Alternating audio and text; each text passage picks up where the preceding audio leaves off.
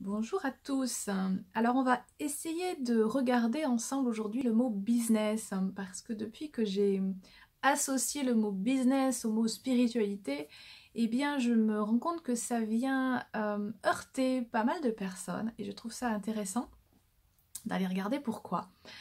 J'ai effectivement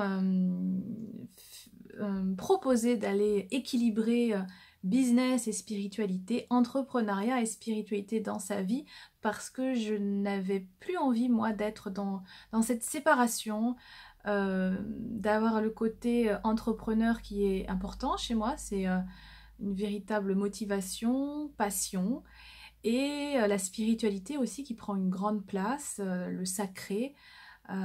J'ai besoin tous les jours d'avoir des temps, des espaces où je me retrouve dans cette énergie pour me sentir bien et pour nourrir qui je suis. Alors ça a dérangé plusieurs personnes que j'associe business et spiritualité.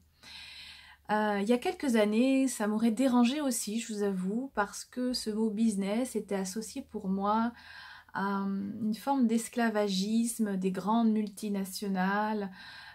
J'avais associé le mot business au fait de faire de l'argent à tout prix, au détriment de l'humain. Et je pense que pour beaucoup, le mot business est associé à ce qui peut être véhiculé par les grandes entreprises que je ne suis pas et qu'une grande partie des entrepreneurs que je fréquente une grande partie des entrepreneurs que je fréquente ne font pas partie de ces grandes entreprises multinationales et ont une vision plutôt humaniste, consciente, euh, euh, différente de ce qui peut être véhiculé par ailleurs. À la place de business, j'aurais pu employer le mot travail. Et en fait, je ne sais pas si vous savez que le mot travail vient du latin tripalium qui doit vouloir parler d'un instrument de torture ou quelque chose comme ça.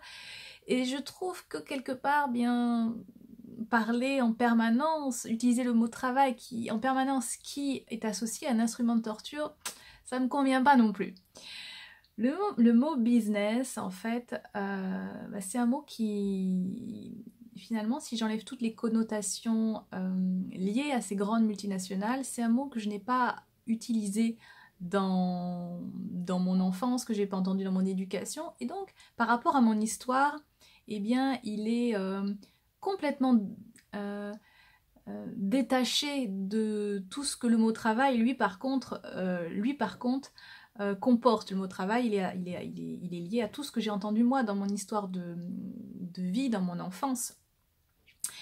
Et le mot business, pour moi, eh bien, ça représente la liberté, ça représente la légèreté, ça représente la joie, parce que quelque part, je mets ce que je veux derrière ce mot-là. Et le business, c'est quoi? C'est simplement l'entrepreneuriat. L'entrepreneuriat, c'est faire le choix d'être libre, autonome. Et à mon avis, on a besoin que les gens soient de plus en plus autonomes, que vous puissiez reprendre votre pouvoir dans tous les domaines de votre vie, y compris le domaine de l'argent.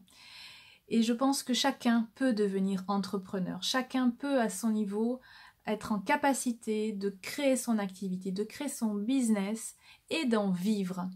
En tout cas, c'est ce que je vous souhaite. Et si vous reconnaissez dans le fait d'avoir besoin de mettre de la spiritualité dans votre vie, du sens dans votre vie, du sacré dans votre vie, eh bien sachez que vous pouvez aussi y faire rentrer l'entrepreneuriat et le business, que les deux ne sont pas incompatibles et qu'au contraire, c'est juste génial de pouvoir les accorder. Si vous voulez en savoir plus sur ce que je peux vous proposer, je vous invite à regarder dans le descriptif de la vidéo et je vous retrouve très vite dans une prochaine vidéo. Bye bye!